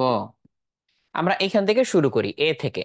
তাহলে এ থেকে যখন এদিকে যাচ্ছি, i1 কারেন্ট দিয়ে 3 কে আর 4 কে গুণ করলে যা পাবো সেই পরিমাণ বিভব পার্থক্য হবে। তাহলে হচ্ছে আমাদের আই ওয়ান কত ছিল? 10/7। তাকে দিয়ে গুণ করব কত? 3 আর 4 কে। তাহলে এখান থেকে এতটুকু বিভব পতন হয়। ডিতে আসলাম। ডি থেকে যখন বিতে যাব, দেখো ব্যাটারির মাইনাস থেকে প্লাসে যাচ্ছি। তাহলে ব্যাটারি থেকে মাইনাসে থেকে প্লাসে গেলে এত যোগ করতে হয়। আর ব্যাটারি প্লাস থেকে মাইনাসে গেলে এতটুকু কমে। তো আমরা তো মাইনাস থেকে প্লাসে যাচ্ছি। তাহলে হচ্ছে যোগ করব 6। তাহলে যা আসে এইটাই এ এবং বি বিন্দুর বিভব পার্থক্য।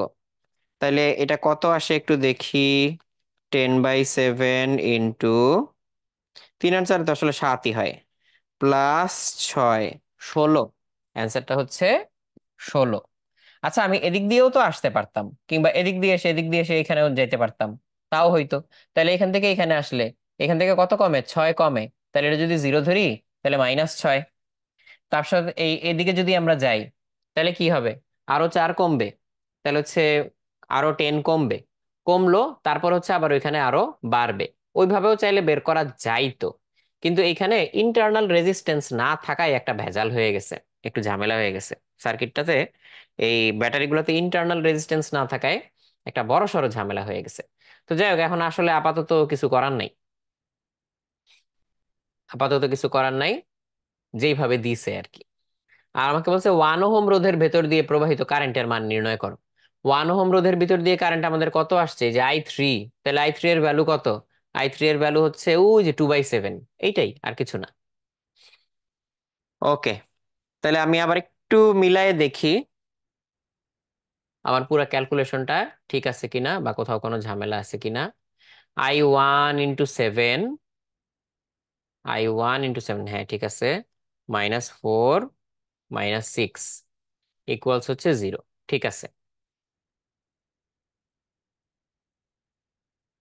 তাইলে i1 হচ্ছে 10/7, হ্যাঁ তাও ঠিক আছে।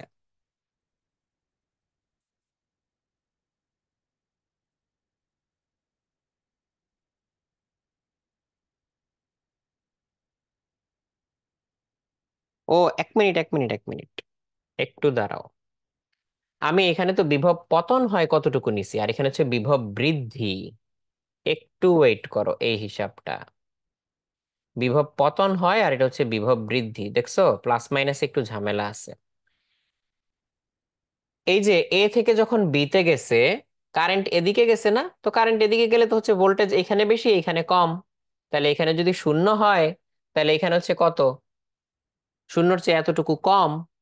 তাইলে এটাকে যদি আমরা 0 ধরি, তাহলে 0 থেকে এই যে ভোল্টেজ পার্থক্য, যেটা বিভব পার্থক্য, এটা বিয়োগ করলে এই পয়েন্টেরটা পাবো।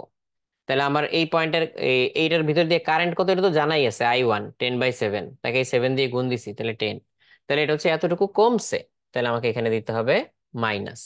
আর এই -6 থেকে এই +6, মানে -0 থেকে +6 হওয়া, ব্যাটারির মাইনাস থেকে প্লাসে। তাহলে এখানে অলরেডি আমার এত আছে, তার সাথে আরো যোগ হবে 6। এইবার ঠিক আছে। তাহলে এবার হইলে কত হইলো একটু দেখি। -10 + 6, -10 + 6, তাহলে হচ্ছে -4। তাহলে এটা -4ই হবে। এবার ঠিক আছে। এখন একটু খেয়াল করো, এই যে -4 যে আসলো, এই কথাটার মিনিং কি? মিনিং হচ্ছে এর ভোল্টেজ যতই আমি ধরি না কেন, তার তুলনায় বিতে হচ্ছে 4 কম। এর ভোল্টেজ আমি যতই ধরি না কেন, যেমন এখন এর ভোল্টেজ আমি ধরছি 0, গ্রাউন্ড ধরছি। তাহলে এর ভোল্টেজ আমি যতই ধরি না কেন, তার তুলনায় হচ্ছে বিতে -4 হবে, বা 4 কম থাকবে। এখন চাইলে অন্যভাবেও মিলানো যাইতেছে।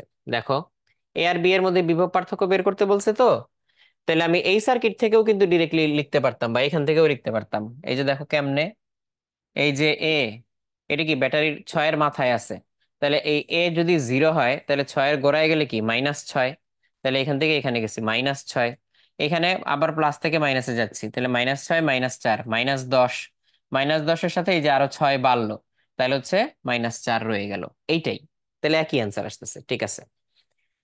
আর ওই 1 ওহমের ভিতর দিয়ে যে তড়িৎ প্রবাহ, এটা কোনটা? 1 ওহমের ভিতর দিয়ে তড়িৎ প্রবাহ হচ্ছে I3। I3 এর ভ্যালু কত? 2/7।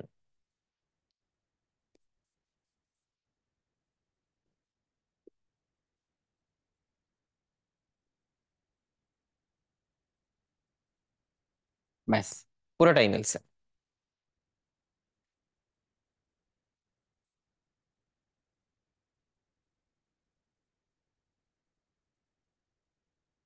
তো এই ছবিটাও তোমাদের জন্য অস্পষ্ট, এটাও আমি পাশে এঁকে দিচ্ছি। এখানে এ বি দুইটা টার্মিনাল আছে। সেই টার্মিনাল গুলার মধ্যে বেশ কয়েকটা রোধ আছে, এই সবগুলা রোধের ভ্যালু হচ্ছে আর। তাহলে আমরা ছবিটা আগে একটু এঁকে নেই সুন্দর করে। আর, আর এইখানে হচ্ছে আমাদের এ বি, আর এইখানে হচ্ছে একটা রেজিস্ট্যান্স, তারপরে এইখানে একটা রেজিস্ট্যান্স, এইখানে একটা রেজিস্ট্যান্স। তাহলে এটার ভ্যালু হচ্ছে আর, আর এটা সি বিন্দু। এটার ভ্যালু আর, আর এটা ডি বিন্দু। আর আর কিছু আছে? না, আর নাই। 1 2 3 4 5, 1 2 3 4 5, এই যে এটা আর দেওয়া হয়নি। তাহলে 5টা রেজিস্ট্যান্স। আর ওইটা হচ্ছে আমাদের ই বিন্দু। এই তো। এখন আমাকে বলছে যে এ আর বি এর মধ্যে তুল্য রোধ বের করতে। এ কোথায়? এ হচ্ছে আমাদের এইখানে। বি কোথায়? বি হচ্ছে আমাদের এইখানে। তাহলে এ আর বি এর মধ্যে আমার তুল্য রোধ বের করতে হবে। তাহলে এই ছবি, মানে এই জিনিসটাকে আমরা কিভাবে সলভ করব? এই জিনিসটাকে আমরা কিভাবে সলভ করব? এটা দেখে জটিল মনে হচ্ছে। তাহলে যে জিনিস দেখে জটিল মনে হয়, ওইটারে আসলে সহজে সলভ করার উপায় কি? সেটার উপায় হচ্ছে, তুমি হয় এইখানেও ওই যে ওরকম করে নোডিং করে নাও, অথবা এই সার্কিটটাকে এমন ভাবে এঁকে নাও যাতে হচ্ছে তোমার দেখতে সুবিধা হয়। তাহলে আমি এটা দেখতে সুবিধা হয় এমন ভাবে একটু এঁকে নেই, রিঅ্যারেঞ্জ করে নেই। কেমনে?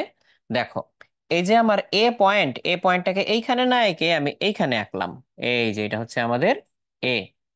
তাহলে আমার সি থেকে একটা রেজিস্ট্যান্স এ তে গেছে। তাহলে আমি সি থেকে যেই রেজিস্ট্যান্সটা এ তে গেছে, সেটাকে মুছে এখানে আঁকলাম। এই যে সি থেকে একটা রেজিস্ট্যান্স এ তে গেছে। আবার ডি থেকে একটা রেজিস্ট্যান্স এ তে গেছে। তাহলে আমি এইটাকেও মুছে ফেললাম। ডি থেকে যেটা এ তে গেছে, এটাকে মুছে ফেললাম। মুছে এই যে ডি থেকে এ তে একটা রেজিস্ট্যান্স দিয়ে দিলাম।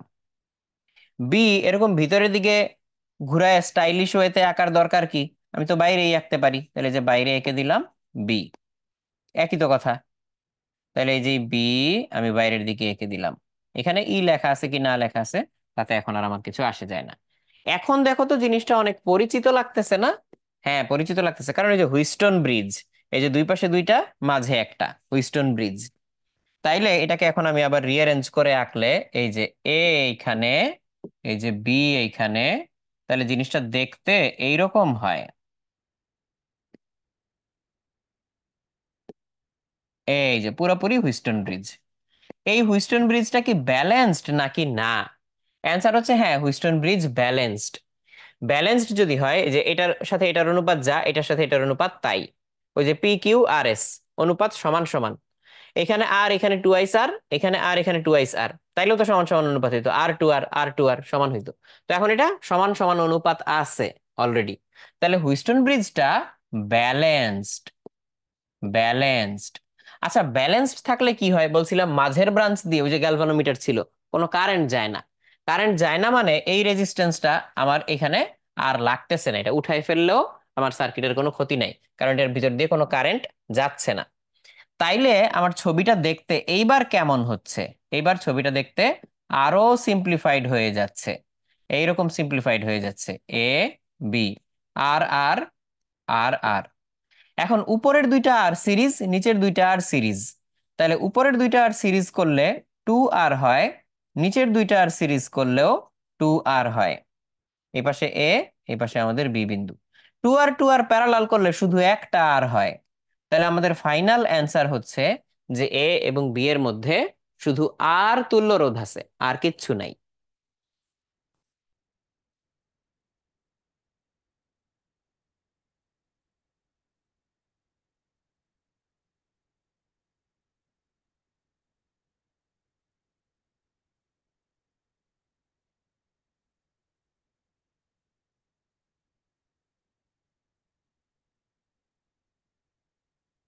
এখানে বলছে যে বর্তনীর এ এবং সি বিন্দুর বিভব পার্থক্য বের করতে। আবার বি এবং সি কে তার দিয়ে যুক্ত করলে তড়িৎ প্রবাহের দিক গাণিতিক যুক্তি সহ ব্যাখ্যা করতে বলছে। তাহলে চলো আমরা দুইটাই দেখি, দুইটা আলাদা দুই পেজে দেখব। প্রথমে আমরা এ এবং সি বিন্দুর বিভব পার্থক্য বের করি। তাহলে এই ছবিটাও আমি আলাদা করে এঁকে নিচ্ছি। আমার এইখানে 6 ওহম আছে, এইখানে 15, সরি, 15 ওহম আছে। 10 আর 30,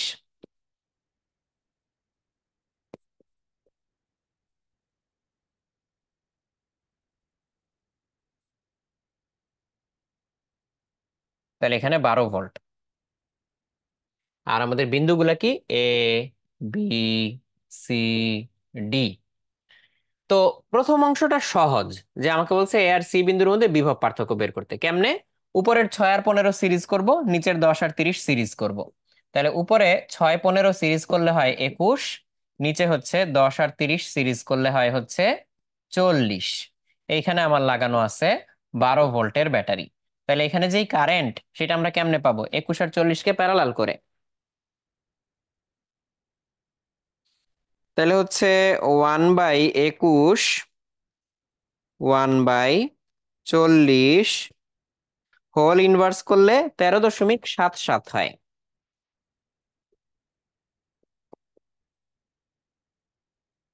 13.77, 13.77 ওহম। তাহলে এটার ভিতর দিয়ে যে কারেন্ট, এটা তো তুমি বের করতেই পারবা। 12 ভোল্টকে এটা দিয়ে ভাগ দিবা, তাহলে হচ্ছে 0.871 হয়। 0.871। রিচেক। উপরে আমার 6 আর 15 আছে, নিচে 10 আর 30 আছে। 6 আর 15 যোগ করলে 21, আর 10 আর 30 যোগ করলে 40। 40 আর 21-কে আমরা যদি প্যারালাল করি, তাহলে আসতেছে 40 × 21 ডিভাইডেড বাই 40 + 21, অর্থাৎ 13.77। 12কে 13.77 দিয়ে ভাগ করলে কারেন্ট আসতেছে 0.871। 0.871, ঠিক আছে। তাহলে এই কারেন্টটা যে আসলো, এখন এই কারেন্টটাকে আমরা এই দুই ভাগে ভাগ করে দিতে পারবো, তাইলেই হবে। তাহলে কারেন্টটাকে হয় এভাবে ভাগ করে দিব, করে দিয়ে আমরা এখানে বিভব পার্থক্য বের করব, এটা একটা নিয়ম। অথবা আরেকটা হচ্ছে, আমি একটা কাজ করতে পারতাম, সেটা হচ্ছে যে ভোল্টেজ ডিভাইডার রুল ডিরেক্টলি এখানে অ্যাপ্লাই করতে পারতাম। Voltage divider rule directly apply করতে পারতাম, সেটা করলে অবশ্য তাড়াতাড়ি হইতো। সেটা এখনো করা যায়। তাহলে ভোল্টেজ ডিভাইডার রুল যদি অ্যাপ্লাই করি, তাহলে অনেক দ্রুত অ্যান্সার আসবে। ঠিক আছে, চলো এটা আপাতত বাদ দেই। তাহলে ভোল্টেজ ডিভাইডার রুলটাই অ্যাপ্লাই করি। আমার এই 10 কোথায় লাগানো? এই 12-র মাথায়। 30 কোথায় লাগানো? এই 12-র মাথায়। তাহলে দুই মাথায় টোটাল ভোল্টেজ আছে 12। তাহলে 10-এর দুই প্রান্তে বিভব পার্থক্য এ এবং সি। তাহলে এ এবং সি এর বিভব পার্থক্য VAC। এটা আসলে কি? এই যে এই সিরিজের এই রেজিস্ট্যান্সের অ্যাক্রসে বিভব পার্থক্য। নিয়ম কি ছিল? সিরিজের টোটাল বিভব পার্থক্য, ভোল্টেজ ডিভাইডার রুল যেটা, সিরিজের টোটাল যে বিভব পার্থক্য 12, তাকে ভাগ করতে হয় সিরিজের টোটাল রেজিস্ট্যান্স দিয়ে, 10 আর 30। তাকে গুণ করতে হয় যার বিভব পার্থক্য তার মান দিয়ে, 10। তাহলে এটা হচ্ছে voltage divider. Voltage divider rule. তো তাইলে আমাদের কত আসে একটু দেখি। 12 ÷ 10, 30, 10, মাত্র 3 আসতেছে। তাহলে এই 3 হচ্ছে এই এ এবং সি এর বিভব পার্থক্য। কিন্তু পরেরটাতে আবার বলছে বিসি আমরা শর্ট করে দিব। তাহলে শর্ট করে দিলে তড়িৎ প্রবাহের দিক গাণিতিক যুক্তি সহকারে ব্যাখ্যা করতে বলছে। ঠিক আছে, তাহলে এইটা আমরা কেমনে করব, চলো একটু দেখি। এইখানে অনেকের একটা মারাত্মক কনফিউশন কাজ করবে, সেই কনফিউশনটা এখন দূর করে দিচ্ছি। কনফিউশনটা হচ্ছে, আচ্ছা বি আর সি যদি শর্ট করে দেই, তাহলে শর্ট করলে এদের তো বি আর সি এর তো বিভব পার্থক্য থাকবে না। তাহলে বিভব পার্থক্য না থাকলে এর ভিতর দিয়ে কারেন্ট কেন যাবে? এই প্রশ্ন অনেকের মাথায়ই কিন্তু আসবে। এবং এই প্রশ্ন কাউকে জিজ্ঞেস করলে রেডিলি আসলে অ্যান্সারও দিতে পারে না, যে তাই তো বিভব পার্থক্য নাই, তাহলে কারেন্ট কেন যাবে? বাট কারেন্ট তো একটা যাবে, তাই না? সেটা কেন, কিভাবে, এইটাই আমরা এখন দেখতে চাই। চলো হিসাব করি। তাহলে আমরা আগে বি আর সি একটু শর্ট করি। তাহলে আমরা এদিকে উপরে পাইছি হচ্ছে 6, এদিকে পাইছি 15, এদিকে পাইছি আমাদের 10, আর এই দিকে পাইছি 30। বি কোনটা উপরেরটা, সি কোনটা নিচেরটা, এই যে দাগ দিয়ে শর্ট করে দিলাম। ব্যাটারি কোথায় আছে? 12। ওকে, এখন আমার একটা প্রশ্নের উত্তর দাও। সার্কিটে কারেন্ট যাই হোক, সার্কিটটা এই যে এই ব্যাটারি থেকে বের হয়ে আবার ঢুকে আসছে না? তো এই পয়েন্ট আর এই পয়েন্ট, এটা কি একই পয়েন্ট না? তো এই দুইটা, এই এই পয়েন্ট থেকে এই পয়েন্টের দিকে তাহলে কারেন্ট যাচ্ছে কেন? এদের মধ্যে তো কোনো বিভব পার্থক্য নাই, এখানে কেন কারেন্ট যাচ্ছে? ব্যাপারটা হচ্ছে যে তোমার এই যে এই এক পয়েন্ট থেকে এক পয়েন্ট, যেটা এই পুরোটাকে যে আমরা তার দিয়ে টেনে দিয়ে দেখাচ্ছি, এই পুরোটাকে তো আমরা একটা পয়েন্ট হিসেবে কল্পনা করতে পারি, তাই না? সো এই যে এইখানে বিভব পতন হচ্ছে, এইখানে বিভব পতন হয়ে এই যে ব্যাটারির নেগেটিভে চলে আসতেছে। সো এই তার জুড়ে কিন্তু বিভবের কোনো পতন হচ্ছে না, কিন্তু তার ভিতর দিয়ে কারেন্ট যাচ্ছে, কারণ এই তারের কোনো রেজিস্ট্যান্স নাই বলে আমরা ধরি। ঠিক এক্সাক্ট সেম ওয়েতে এইটার ভিতর দিয়ে যখন কারেন্ট যাবে, এখানে কোনো বিভব পতন হবে না, বাট কারেন্ট যাচ্ছে। বিভব পার্থক্য থাকবে না, বাট কারেন্ট যাচ্ছে। কারণ এটারও তো আমরা কি ধরতেছি না, কোনো রেজিস্ট্যান্স ধরতেছি না। কথা বুঝতে পারছো না? তাইলে ভি ইকুয়ালস যে আই আর, ওইটার মানে কি, আর এর দুই প্রান্তের বিভব পার্থক্য কার উপরে ডিপেন্ড করতেছে? এর ভিতর দিয়ে কারেন্ট এবং আর এর মান। তাহলে আর এর মান যদি শূন্য হয়, তাহলে কারেন্টের মান যাই হোক না কেন, ওর দুই প্রান্তের বিভব পার্থক্য শূন্যই হবে। সেইটাই এইখানে হয়েছে। সো আমরা এখন একটু হিসাব করি, এই বিসি কে এক বানায় দিলে আসলে জিনিসটা দেখতে কেমন হয়। দেখতে এই যে উপরে 6, নিচে 10, এই যে 6, নিচে 10, আর এই পাশে হচ্ছে উপরে 15, নিচে 30, এই যে এরকম হচ্ছে। এখানে যে ব্যাটারিটা আছে সেটা হচ্ছে 12। তো 6 আর 10 প্যারালাল করো, আর হচ্ছে 15 আর 30 প্যারালাল করো, করে এখানে হচ্ছে দুইটা রেজিস্ট্যান্স পাবা। সেই রেজিস্ট্যান্স থেকে আমরা এখানে 12 ভোল্টেজকে এই টোটাল রেজিস্ট্যান্স দিয়ে ভাগ করে কারেন্ট বের করতে পারবো। তো প্রথমে আমরা 6 আর 10কে একটু করি। 6 × 10 ÷ 16, তাহলে এটা হচ্ছে 3.75, 3.75। আর এখানে হচ্ছে 15 আর 30, তাহলে 15 × 30 ÷ 45, তাহলে এখানে আসে হচ্ছে 10। তাহলে এই 12কে 13.75 দিয়ে ভাগ দিব, তাহলে 12 ÷ 13.75, তাহলে আসছে 0.8727। তাহলে এই কারেন্টের ভ্যালুটা হচ্ছে 0.8727। এইবার তাহলে আমরা বুঝে গেলাম এখানে যেই কারেন্টটা আসছে আই, সেটা হচ্ছে 0.8727। তাহলে এবার কারেন্ট ডিভাইডার রুল দিয়ে এটার কারেন্ট, এটার কারেন্ট বের করতে পারবো, এটার কারেন্ট, এটার কারেন্ট বের করতে পারবো কারেন্ট ডিভাইডার দিয়ে। তাহলে এই কারেন্টটার নাম দিলাম I1, এটার নাম দিলাম I2, এটার নাম দিলাম I3, এটার নাম দিলাম I4। তাহলে I3 আর I4 মিলে আবার কত হয়? আই। আর এদিকে আই থেকে কি বের হইছে? I1 + I2। তার মানে হচ্ছে I = I1 + I2, অথবা I3 + I4। তাহলে এখন যে কোনো একটা বের করলেই তাহলে বাকি সবগুলা বের হয়ে যায়। তাহলে চলো I1 বের করি। কারেন্ট ডিভাইডারের নিয়ম কি ছিল? মূল কারেন্টকে আমরা হচ্ছে প্যারালাল ইকুইভ্যালেন্ট দিয়ে গুণ করব, তারপরে যার কারেন্ট বের করতে চাই তাকে দিয়ে ভাগ করব, কারেন্ট ডিভাইডার। তাইলে হচ্ছে I1 = মূল current I into parallel equivalent কত? 3.75 ডিভাইডেড বাই যার কারেন্ট বের করতে চাই 6, তাকে দিয়ে ভাগ করব। তাহলে আমাদের মূল কারেন্ট ছিল 0.8727 into parallel equivalent divided by 6, তাহলে আসতেছে 0.5454। তাহলে 0.5454। তাহলে এটা হয়ে গেলে I2 তো আমরা বের করতেই পারি। এটা হয়ে গেলে I2 আমরা বের করতেই পারি। তাহলে I2 কত? এটা থেকে এটা বিয়োগ দাও, আই থেকে I1 বিয়োগ দাও। 0.8727 থেকে 0.5454 বাদ দিলাম, তাহলে থাকতেছে 0.3273। 0.3273। ঠিক একইভাবে আমরা I3 I4ও বের করতে পারি, সেম প্রসেস। তুমি বের করো I3 আর I4। তো অন্যভাবেও আমি পারি চাইলে, এখানে 15 ওহম, এখানে 30 ওহম, তাহলে এটার কারেন্ট যা হবে এটার কারেন্ট তার অর্ধেক, বা এটার কারেন্ট যা হবে এটার কারেন্ট ডাবল। তাহলে আই এর 3 ভাগের 1 ভাগ এটার ভিতর দিয়ে, 2 ভাগ ওটার ভিতর দিয়ে। তাহলে 0.8727 ভাগ 3, তাহলে আমরা হচ্ছে I4 পেয়ে গেলাম 0.2909। I4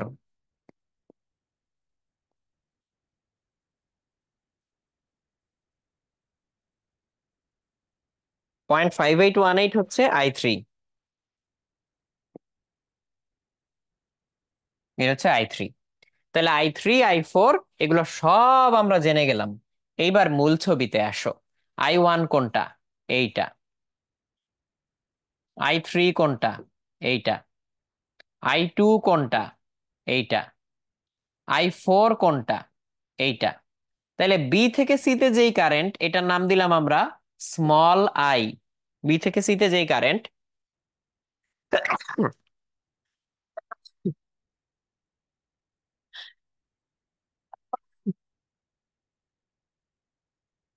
সরি, তো বি থেকে যেই কারেন্ট সি এর দিকে, এটার নাম নাম দিলাম স্মল আই। তাহলে এটা আমরা এখন কেমনে বের করতে পারবো? এই উপরের এই পয়েন্টে কার্শফস কারেন্ট ল ইউজ করি। তাহলে হচ্ছে I1 ঢুকছে, আই আর I3 বের হইছে।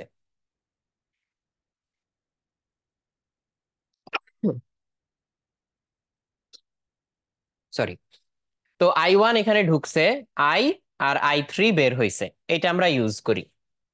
তাহলে হচ্ছে বি তে KCL ইউজ করে I1 ঢুকছে, বের হইছে আই এবং I3।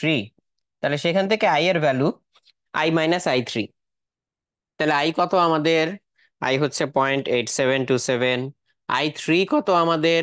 I three I three I three হচ্ছে 0.5818। তাহলে 0.2915। 0.2915।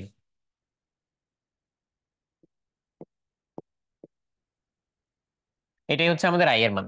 তুমি এইখান থেকেও মিলাইতে পারতা যে এইটা আর এটা মিলে I4 হয়। তাহলে I4 কত আমাদের? I4 হচ্ছে সামথিং পয়েন্ট। I2 কত? আই টু হচ্ছে এই যে এইটা। তাহলে এইটা আর এইটা মিলে আমাদের I4 হওয়ার কথা। তাহলে ওইটাও আমরা একটু মিলায়ে দেখতে পারি। আমাদের মূল কারেন্ট ছিল 0.8।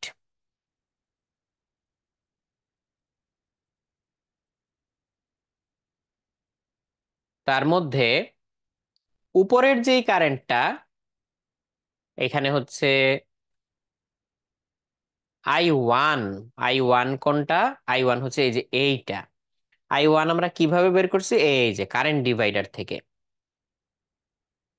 I1 হচ্ছে 0.5454। ও, আমি 0.8 থেকে বিয়োগ দিয়ে ফেলছি না? হ্যাঁ।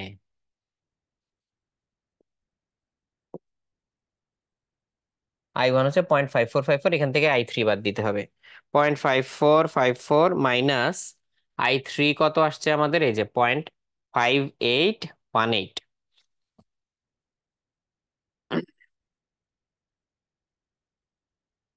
তাহলে হচ্ছে -0.03। -0.0364। Minus point -0.0364। এবার ঠিক আছে। ওকে। তো ওইখানে ভ্যালু বসানোতে ভুল ছিল। তাহলে এখন নিচেরটা দিয়েও তুমি মিলাইতে পারতা, যে I2 যত, I2 কত, এই যে 0.3273, আর আই আসছে এখানে, তাহলে I2 আর আই যোগ করলে I4 হয়। তাহলে I2 কত, এই যে এইটা 0.3273, 0.3273, তার সাথে যোগ করব আই, কিন্তু আই এর ভ্যালু কত, নেগেটিভ, তাহলে -0.0364 ইকুয়ালস হচ্ছে I4 আসার কথা। তাহলে I4 কত, 0.2909, এক্স্যাক্টলি এইটাই আসে। তাহলে এখন পুরাপুরি ঠিক আছে, সুন্দরভাবে মিলছে সম্পূর্ণটা। ওকে, এটা তো ভোল্টমিটার, আর এটা হচ্ছে গ্যালভানোমিটার। ভোল্টমিটার গ্যালভানোমিটারের প্রবলেম গুলো হচ্ছে পরের দিন দেখাবো। অ্যামিটার ভোল্টমিটার সহ যে প্রবলেম গুলা, ওইটা পরের দিন দেখাবো। লাস্ট এই আমাদের চলতরিতের যে লাস্ট ক্লাস, ওই লাস্ট ক্লাসটাতে এটা দেখাবো, ঠিক আছে?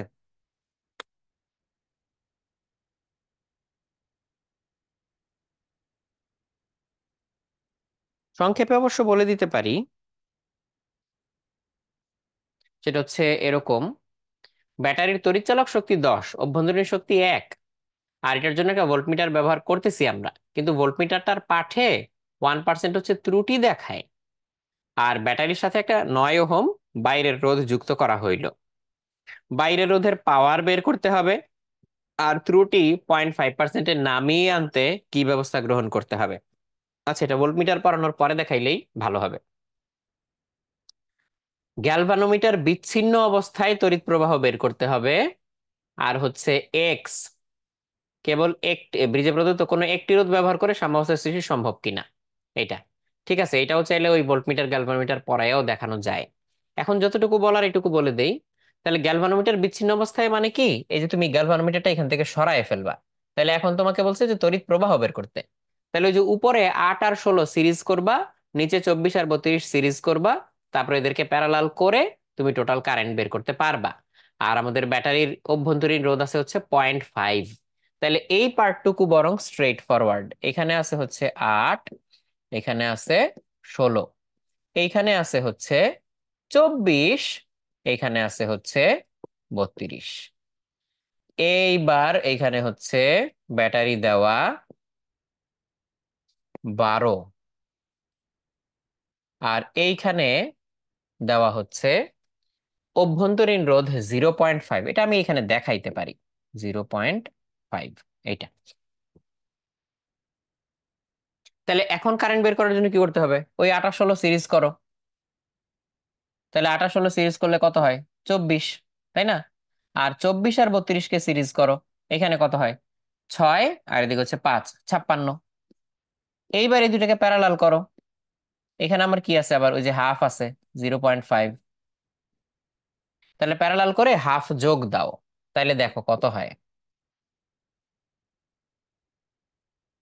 তাহলে 24 আর 56 আমরা প্যারালাল করলাম, 24, 56, 16.8।